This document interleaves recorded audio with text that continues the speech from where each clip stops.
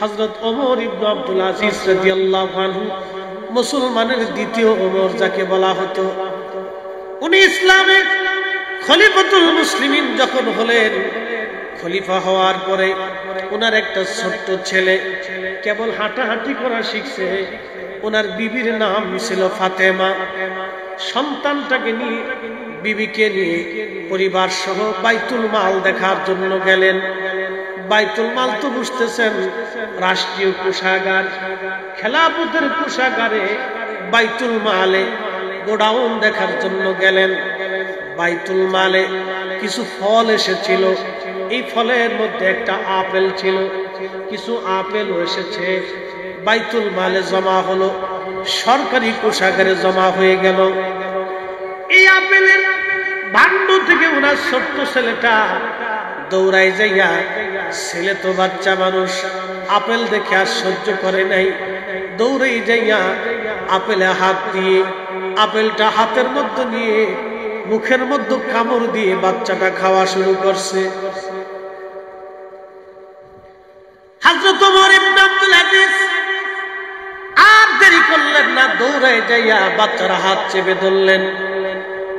Attention, খুব মনোযোগ দিবেন, তারাও মুসলমান আর আমরাও মুসলমান, তারাও মুসলমান আর আমরাও মুসলমান। হাতটা চেপে ধরলেন, হাতখানা চেপে ধরে ওমর ইবনে আব্দুল আজিজ বাচ্চার মুখ চেপে ধরলেন। মুখ চেপে ধরে মুখের মধ্যে যে আপেল ছিল, আঙ্গুল দিয়ে আপেলগুলি বের করে নিয়ে আসলেন। হাত থেকে আপেল সরাইয়া বাইতুল মালে রেখে দিলেন। বাচ্চা কান্না শুরু করলো। তার মা ফাতেমা, হযরতে ওমর ইবনে আব্দুল আজিজের বিবি ফাতেমা ডাক দেয়া বলেন, স্বামী রে, ছোট্ট বাচ্চা তো বুঝতে পারে নাই, ও আর কি বাইতুল মাল চিনে, নিজেরটা চিনে না, সরকারিটা চিনেও তো বুঝে না।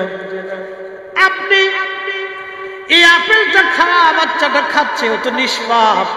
স্বামী রে, এই আপেলটা কেন বাচ্চাটারে খেতে দিলেন না? ওর হাত থেকে কেন, বাচ্চাটার হাত থেকে আপেল সরাইলেন? মুখ চেপে কেন মুখের ভিতর থেকে আপেল বের করে নিয়ে আসলেন? স্বামী রে, বাচ্চাটা কান্না করতেছে, আপনি আরো অন্তরে ব্যথা না দিলেও তো পারতেন, আপনি এতটুকু বাচ্চারে কষ্ট না দিলেও তো পারতেন। হযরত ওমর ইবনে আব্দুল আজিজের অন্তরগুলি ক্ষুধার ভয়ে থরথর করে কেঁপে উঠছে। ডাক দিয়ে বলল, বিবি বলো কি, ফাতেমা বলো কি তুমি? আমি আমার এই বাচ্চাটাকে দুনিয়াতে কষ্ট দিলাম, তাতে আমার কোনো মায়া নাই, কিন্তু তুমি জানো কিয়ামতের কঠিন ময়দানে এই একটা আপেলের জন্য, এটা রাষ্ট্রীয় কোষাগার, জনগণের সম্পদ, এই একটা আপেলের জন্য আমি ওমর ইবনে আব্দুল আজিজ আল্লাহর আদালতের কাঠগড়ায় দাঁড়াইতে হবে।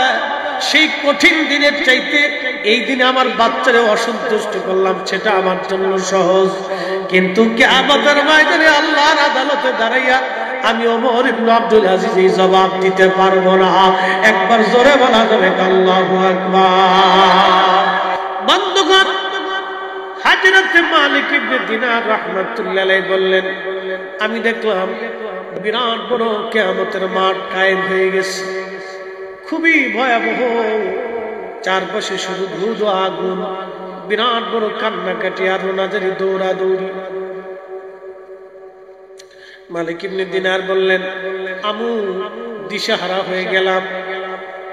আমি ইতিমধ্যে লক্ষ্য করলাম একটা বিরাট বড় অজগর সাপ, খুবই বিভৎস, খুবই ভয়াবহ। এই সাপটা আমার দিকে দৌড়ায় তেরে তেরে আসতেছে কামড় দেওয়ার জন্য। ওই সাপ থেকে বাঁচার জন্য দ্রুত গতিতে আমি দৌড়াইতে লাগলাম। দৌড়াইয়া দৌড়াইয়া সারা কিয়ামতের মাঠ ভরে দৌড়াইলাম, কিন্তু সাপ আমার পিছু ছাড়ে না। মালিক ইবনে দিনার বললেন, দুনিয়ার মানুষ ওই সাপের আমার পিছে পিছে দৌড়ায়, আমি আগে আগে দৌড়াই। কিছু দূর, বহু দূর যাওয়ার পরে দেখলাম একজন সুদর্শন বৃদ্ধ বসে আছে। তার চেহারা সুন্দর, কাপড় চোপড়ও সুন্দর, কিন্তু সে বৃদ্ধ বসে রয়েছে। আমি বৃদ্ধকে যা বললাম, বৃদ্ধ রে, বিরাট বড় অজগর সাপ আসছে আমার তেরে খাওয়ার জন্য, তুমি আমার একটু সাহায্য করো, আমাকে উপকার করো। ওই বৃদ্ধ ডাক দিয়ে বলতেছে, দেখো মালিক, আমি খুবই হীন এবং দুর্বল, আমি অত্যন্ত ক্ষীণ। বৃদ্ধরে ডাক দিয়ে বলতেছে, মালিক রে, ওই সাপ থেকে বাঁচানোর আমার কোনো শক্তি আমার নাই, ওই সাপ প্রতিহত করার ক্ষমতা আমার নাই। আরে মালিক, তুমি অন্য কোথাও যাও। মালিক ইবনে দিনার বললেন, আমি স্বপ্নে এই অবস্থায় দেখার পরে সাপ আমার দিকে তেড়ে আসতে লাগলো, কামড় দিবে আমি আবার দৌড়াইতে লাগলাম। সারা কিয়ামতের মাঠ ভরে দৌড়াচ্ছি, সাপ আমার পিছু পিছু তাড়া করতেছে। আমি খুব কষ্টে, খুব কঠিন পরিস্থিতির শিকার হয়ে গেলাম। দ্রুত গতিতে দৌড়াইলাম, দেখলাম সুন্দর মনোরম একটা প্রাসাদ দেখা যায়। ওই প্রাসাদের, সুন্দর প্রাসাদের ফেরেশতারা পাহারা দিচ্ছিল, আর প্রাসাদের ভিতরে ছোট ছোট বাচ্চারা খেলাধুলা করতেছিল। সুন্দর সুন্দর মনোরম প্রাসাদের রূপ, দারুণ চমৎকার সুদর্শন জান্নাত, খুবই সুন্দর, খুব আরাম প্রিয় জায়গা। বাচ্চারা খেলাধুলা করতেছে। এমন সময় আমি ওই প্রাসাদের দিকে দৌড়ায় যাচ্ছিলাম, আর এমন সময় ওই ফেরেশতা, যিনি প্রাসাদের দ্বার রক্ষক, তিনি ডাক দেয়া বলতেছে, ও প্রাসাদের ভিতরে ছোট ছোট বাচ্চারা, তোমরা তাড়াতাড়ি আসো। একজন ব্যক্তি, আল্লাহর বান্দা, তিনি বিপদগ্রস্ত হয়ে আমাদের দিকে আসতেছে। হয়তো এই প্রাসাদের মধ্যে তার কোনো আমানত আছে, এই প্রাসাদের মধ্যে তার কোনো আমানত আছে, তাড়াতাড়ি তোমরা আসো, এই সাপ থেকে বৃদ্ধ এই লোকটাকে বাঁচাও। তখন আমি প্রাসাদের দিকে দৌড়ে যাচ্ছিলাম, আর দেখি ছোট ছোট বাচ্চারা প্রাসাদ থেকে দৌড়ে আসে। দরজা খুলে দেওয়া হলো, আমি প্রাসাদের মধ্যে ঢুকলাম, দেখি আমার সেই ছোট্ট মেয়েটা আমার সামনে।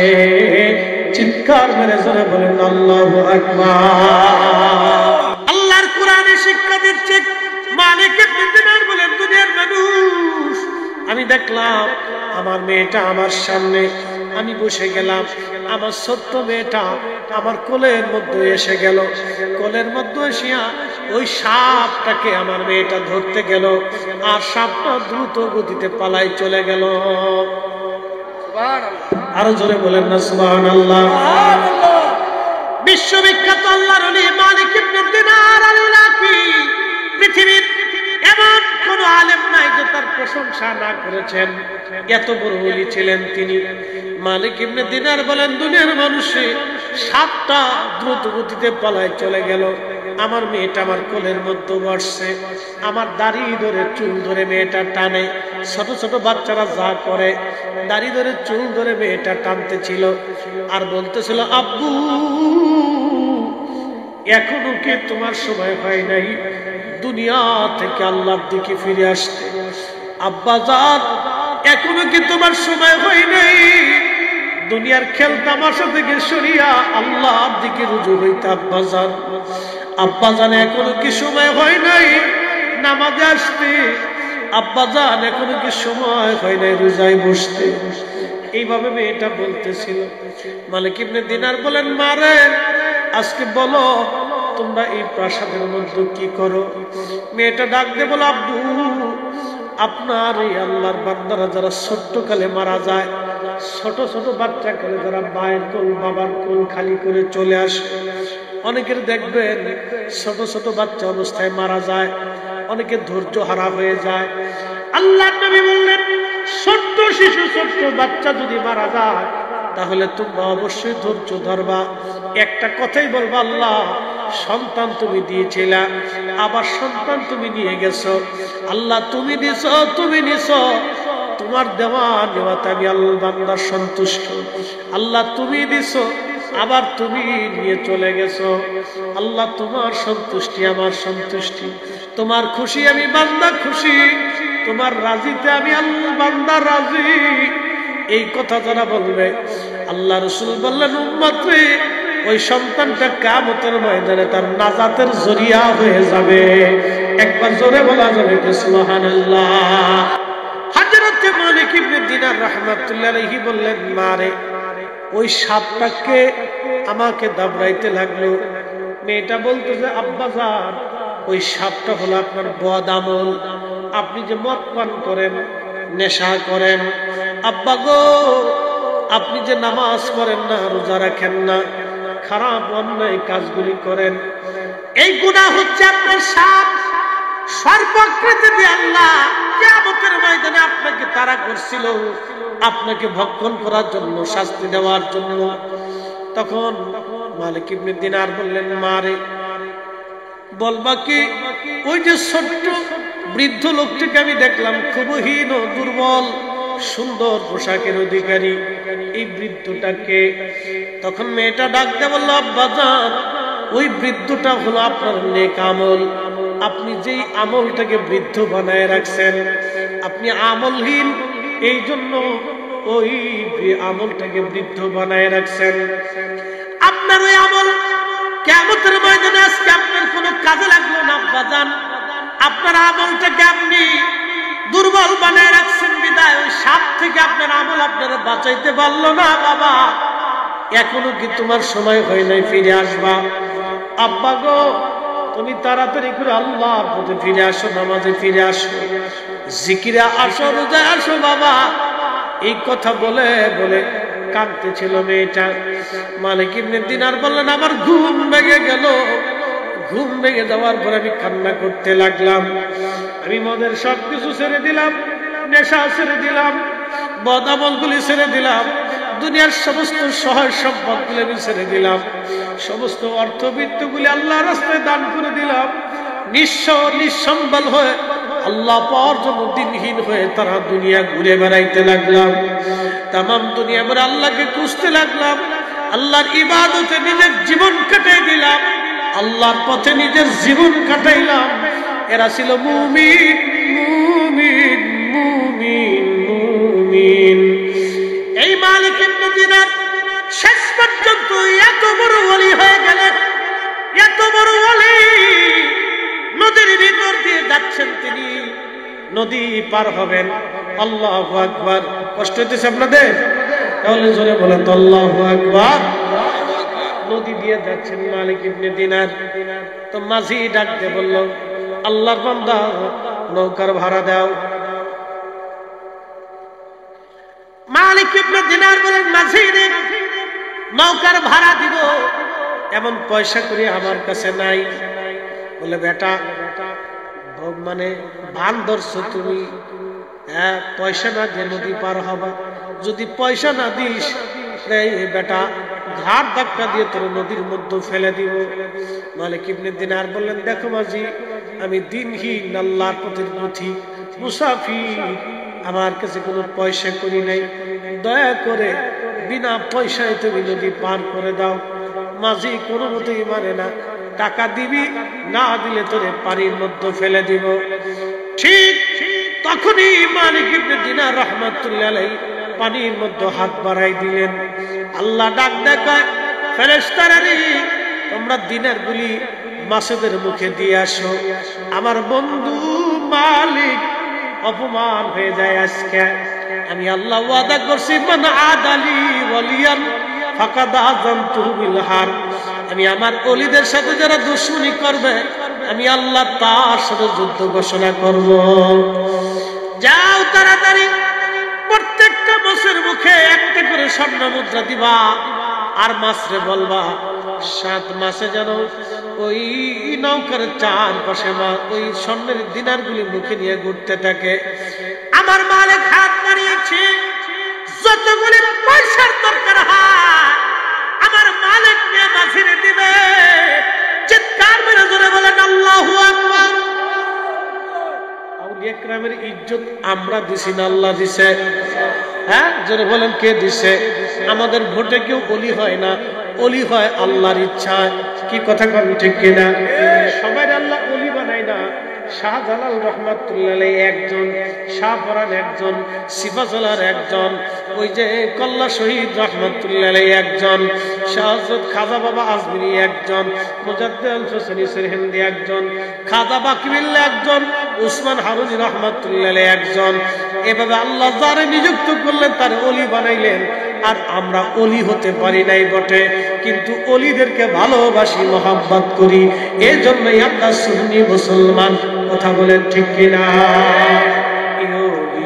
আল্লাহর বাংলাদেশ, শহীদ গাজীর বাংলাদেশ, রহম করো আল্লাহ, রহম করো আল্লাহ।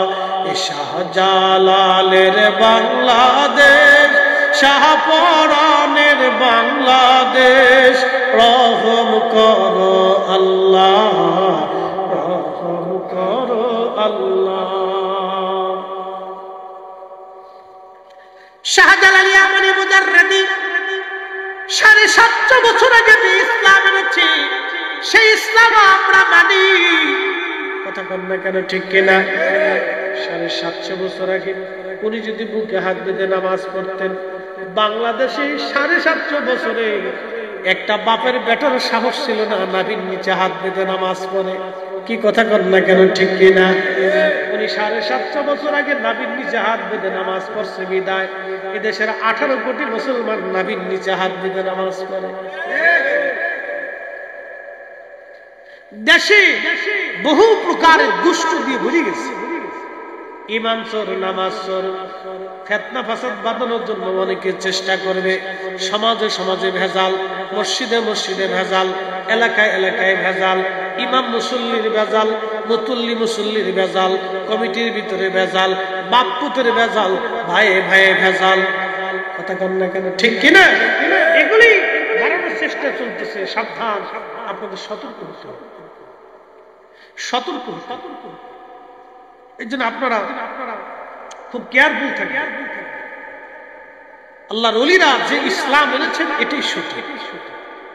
কারণ শাহজালাল ইয়ামানি মুজাদ্দিদ রাহমাতুল্লাহ জুতা যদি এক পাল্লায় দেন আর ওদের সব এক পাল্লায় দিলে শাহজালাল ইয়ামানি মুজাদ্দিদের জুতার ওজনের সমান হবে। কথা বল না, ঠিক কিনা?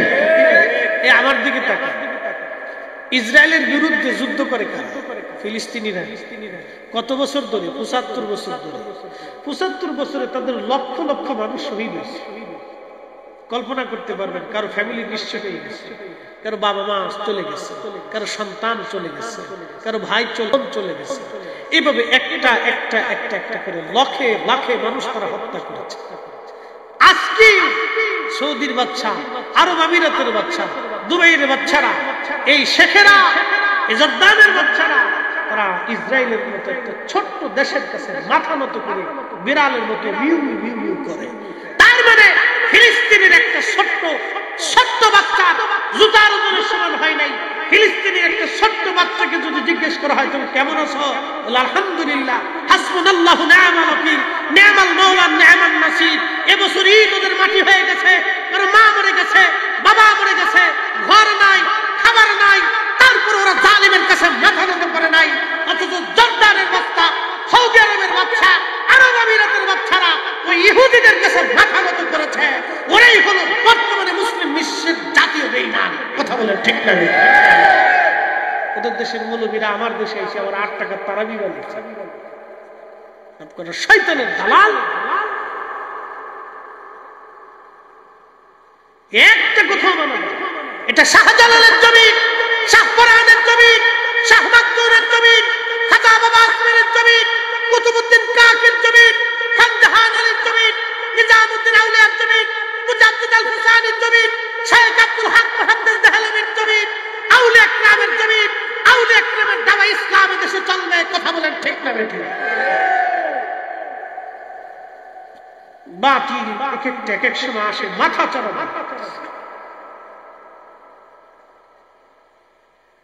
যারা সামান্য ইহুদি বা ইসরায়েলের কাছে মাথা নত করে বসে থাকে, তারা কি আমাদেরকে দ্বীন ইমান শিখাবে বলেন তো? ইমান তো শিখিয়ে গেছে শাহজালাল ইয়ামানি মুজাদ্দিদ। হকের জন্য মাথা উঁচু করে কিভাবে দাঁড়াইতে হয় শিখিয়ে দিয়েছে। কথা বলবে কেন, ঠিক কিনা? প্রিয় কসবাবাসী, আল্লাহর কোরআন বলতেছে এরপরে তুমি যদি মুমিন হতে চাও তাহলে তুমি শোনো, ওয়াল্লাযীনা হুম লিয-যাকাতি ফাইলুন। তোমার সম্পদ থেকে তুমি যাকাত আদায় করবা, তোমার সম্পদ থেকে তুমি দান করবা, যাকাত দিবা। আমরা তো যাকাত দেওয়া ভুলে গেছি। 7.5 ভরি পরিমাণ স্বর্ণ, এই পরিমাণে অর্থ যদি কারো কাছে থাকে 1 বছর, তাহলে তাকে যাকাত দেওয়া ফরজ। বুঝে যায়? 7.5 ভরি, বর্তমান বাজারে 1 ভরি স্বর্ণের দাম কত? 1 লাখ। তাহলে 7.5 লাখ টাকা এই পরিমাণের সম্পদ কারো ঘরে যদি 1 বছর জমা হয় অথবা ব্যবসায়িক মাল থাকে, তাহলে তাকে অবশ্যই যাকাত আদায় করতে হবে। এই হিসাব করলে এই কসবাতে কয়েকশো মানুষের যাকাত হবে, কয়েক হাজার মানুষের যাকাত খরচ হয়ে গেছে, কিন্তু যাকাত উসুল করে না। এই বছর শেষ হলে পচা লুঙ্গি একটা, একবারে পচা পাঞ্জাবি একটা, পচা কাপড় একটা নিয়ে আসে, নাম দিছে যাকাতের লুঙ্গি, যাকাতের মার্কেট। 1 মাস পরার পরে বেটা পেশাব করতে পারছে, নিজ দিয়ে লুঙ্গি সিরিয়া ফাইয়া চলে গেছে। কি কথা বলি? বিরাট বড় দানবী, লুঙ্গি একটা দিছি, 1 মাস পরে নিজ দিয়ে ফাইয়ে চলে গেছে। বেটা পেশাব করতে বড় বিপদ। যাকাতের মার্কেট, যাকাতের এগুলি বলে কাপড়ও আলাদা, লুঙ্গিও আলাদা। হায় আফসোস এই উম্মতের জন্য। আস্তাগফিরুল্লাহ আল-আযীম। যাকাত দিতে হয় ভালো জিনিস। আপনি যেটা পছন্দ করেন সেটা দিতে, মানসম্মত দিতে হবে। আপনি যেটা খাবেন দরিদ্র থেকে ওটা খাওয়াতে হবে। আপনি যেই রুটিটা পছন্দ করেন গরিবের জন্য ওটা পছন্দ করতে হবে।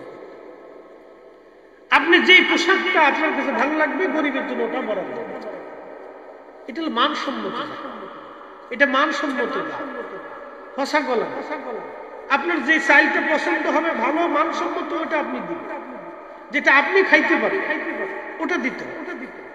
এমনটা দিয়ে না যে সন্ধ্যাবেলা রানলে রাত 10টার সময় ভিতর দিয়ে ফুসে যায়। কি আছেন এরকম চাইল নষ্ট হয়ে দেখেছেন যে গরম পড়ছে, যে গরমে সন্ধ্যার সময় রানছে, রাত 10টার সময় এটা নষ্ট হয়ে গেছে, ভিতর দিয়ে পানি পুনি উঠিয়ে একবার শেষ। এগুলি না, তা আপনাদের কি যাকাতের বিষয়ে খুব খেয়াল রাখতে হবে।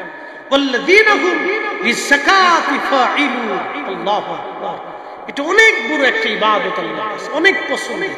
যারা যাকাত আদায় করে না তাদের করুণ পরিণত হবে, ভয়াবহ হতে হবে। আল্লাহ যারা যাকাত দেয় না তাদের মাল থেকে অপবিত্র, ময়লাযুক্ত। যারা যাকাত দিয়ে দেয় তাদের মালকে আল্লাহ পবিত্র বানায় দেয়, একবারে কলঙ্ক মুক্ত বানায় দেয়। একসাথে বলা যাবে সুবহানাল্লাহ। এরপর আল্লাহ বলতেছে ওয়াল্লাযীনা হুম লিফুরুজিহিম হাফিযুন।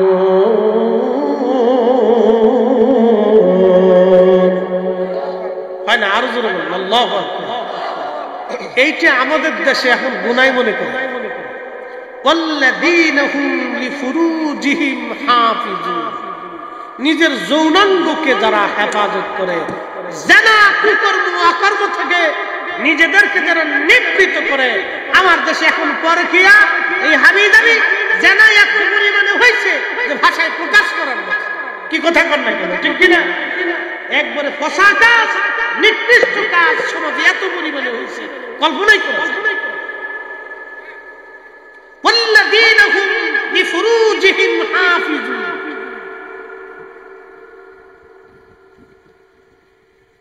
এক মহিলা সাহাবী রাসূল কারীমের খেদমতে আসছে।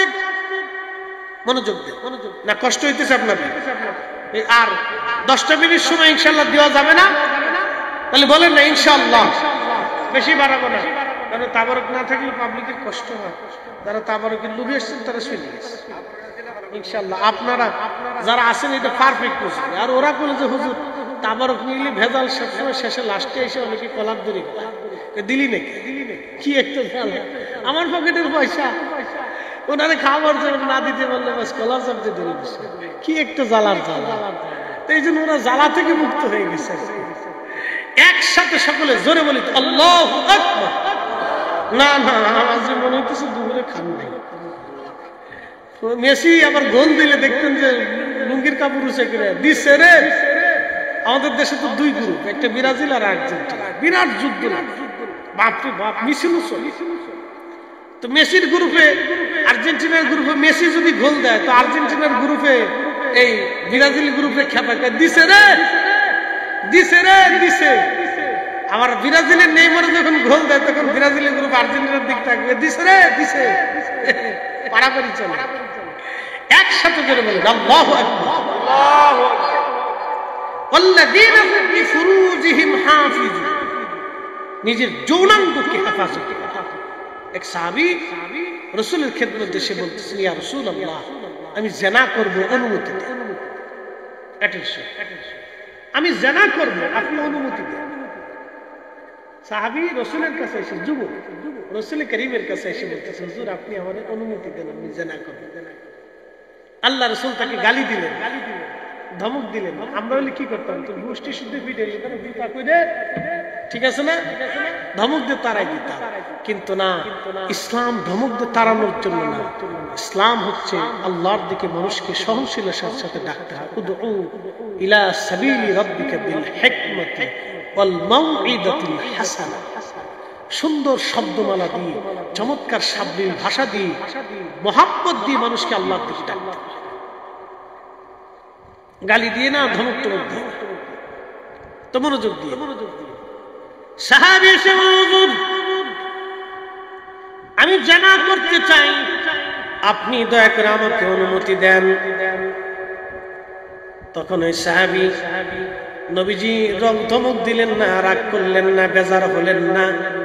প্রিয় নবীজি ডাক দিয়ে বলে, সাহাবী যুবক, তুমি তো জিনা করতে চাও, তাহলে শোনো, আমার দুটি প্রশ্নের জবাব দিয়ে দাও। ইয়া রাসূলুল্লাহ বলেন। বলে, যুবক রে, তোমার মায়ের সাথে কেউ জিনা করুক, তুমি কি চাও? অনুমতি কি দেবে? মারহাবা কর, আরো জোরে। আমাদের দেশের অনেক নারী সমাজ বুঝে না, একটা পুরুষ বিদেশের বাড়িতে কি জন্য যায়, কেন যায়।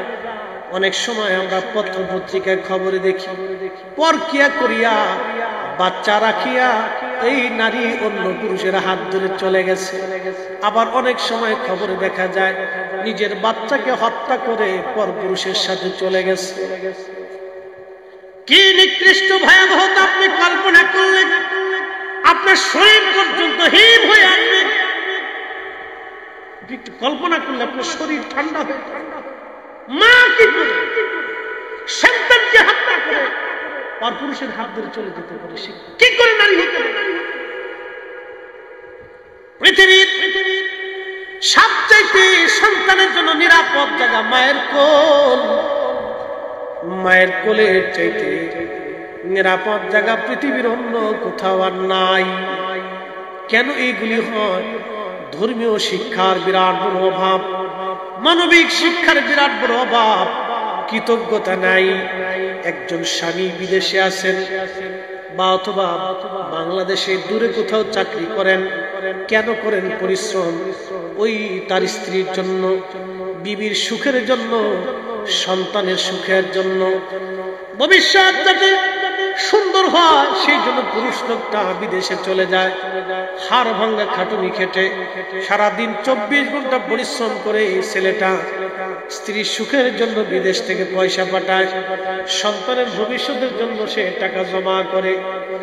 এই কথাটা ওই নারী যদি না বুঝে, ওই নারীর কৃতজ্ঞতা হতে হবে, আমার স্বামী অনেক কষ্ট করে বিদেশ থেকে পয়সা পাঠায়, আমার স্বামীর একটা টাকা আমার কাছে আমানত, আমার স্বামীর সন্তানটা আমার কাছে আমানত, আমার পুরা দেহটা স্বামীর জন্য আমার কাছে আমানত। আমাকে পর্দায় থাকতে হবে, স্বামীর প্রত্যেকটা টাকাগুলি হিসাব করে খরচা করতে হবে। কারণ ওই বেটা বিদেশে ডাল ভাত খেয়ে, কোন রকম আলু ভর্তা খেয়ে অনেক সময় দিন কাটায় দেয়। দুইটা পয়সা বাঁচায়, সন্তানের চিন্তা করে, বিবির চিন্তা করে। এটা স্ত্রীর কৃতজ্ঞতা, মেয়েদের কৃতজ্ঞতা হতে হবে। ওই নারীকে কৃতজ্ঞ হতে হবে। যে নারী কৃতজ্ঞ হবে সেই নারী কামিয়াব হবে। মা বোনেরা, বোন আমার তুমি শুনে যাও, বোনেরা ভালো করে জেনে যাও, আল্লাহ তোমার পুরো দেহটা স্বামীর জন্য আমানত। স্বামীর মা বাবা শ্বশুর শাশুড়ি তোমার কাছে আমানত। তুমি যদি খেয়ানত করো, কিয়ামতের ময়দান আল্লাহর আদালতে দাঁড়াইতে হবে ভয়াবহ। আল্লাহর নবী বললেন, সাহাবী তুমি তো জেনা করার অনুমতি চাচ্ছ যুবক, তাহলে আমাকে দুইটা প্রশ্নের জবাব দাও। বলেন, ইয়া রাসূলুল্লাহ, বলো তুমি যে জেনা করবা, তোমার মায়ের সঙ্গে কেউ জেনা করুক, তুমি কি অনুমতি দেবা? তখন ওই যুবক ডাক দিয়ে বলে, না ইয়া রাসূলুল্লাহ, এটা কি করে হয়? আমার জীবন চলে গেল, আমার মায়ের সাথে জেনা করার অনুমতি দেব না। যুবক, তাহলে তুমি বলো, তোমার বোনের সাথে, তোমার কলিজার টুকরা বোন, এই বোনের সাথে কেউ জেনা করুক, তুমি কি অনুমতি দেবা? তখন ওই যুবক ডাক দিয়ে বলেন, না ইয়া রাসূলুল্লাহ, আমার বোনের সাথে কেউ জেনা করুক, আমার জীবন চলে গেলেও তো আমি অনুমতি দেব না। আল্লাহর নবী বললেন, সাহাবী যুবক, তাহলে তুমি বলো, তোমার বিবির সাথে কেউ জেনা করুক, তুমি কি অনুমতি দেবা? তুমি কি এটা মেনে নেবা? তখন ওই যুবক ডাক দিয়ে বললেন, না ইয়া রাসূলুল্লাহ, জীবন চলে গেলেও আমার স্ত্রীর সঙ্গে কেউ জেনা করুক, এটা আমি অনুমতি দেব না, এটা হতেই পারে না, এটা হবে না। আল্লাহর নবী ডাক দিলেন, যুবক, তাহলে আরেকটা প্রশ্নের জবাব দাও তো। বলেন, ইয়া রাসূলুল্লাহ, তাহলে বলো, তোমার মেয়ে, কলিজার টুকরা সন্তান মেয়ে, তোমার কলিজার টুকরা মেয়েটার সঙ্গে কেউ জেনা করুক, তুমি কি অনুমতি দেবা? সাহাবী বলে, হুজুর, জীবন চলে গেল না, কখনোই না, হতেই পারে না, আমি অনুমতি দেব না আমার মেয়ের সাথে, কলিজার টুকরা কন্যার সাথে কেউ জেনা করুক, এই অনুমতি আমি কখনোই দেব না। আল্লাহর নবী ডাক দিলে, সাহাবী, তাহলে তুমি তো আমার কাছে জেনার অনুমতি চাচ্ছ, তাহলে বলো তুমি কোন নারীর সঙ্গে জেনা করবা? সে নারী কারো মা, আর না হয় কারো বোন, আর না হয় কারো স্ত্রী, আর না হয় কারো কন্যা সন্তান।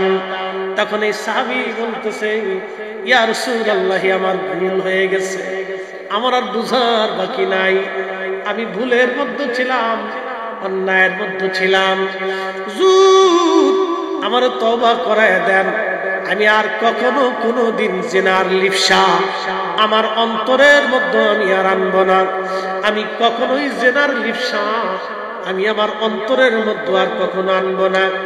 আল্লাহ বললেন, মুমিন তো তারাই, ওয়াল্লাযীনা হুম, আল্লাহ বললেন, ওয়াল্লাযীনা হুম লিফুরুজিহিম হাফিজুন,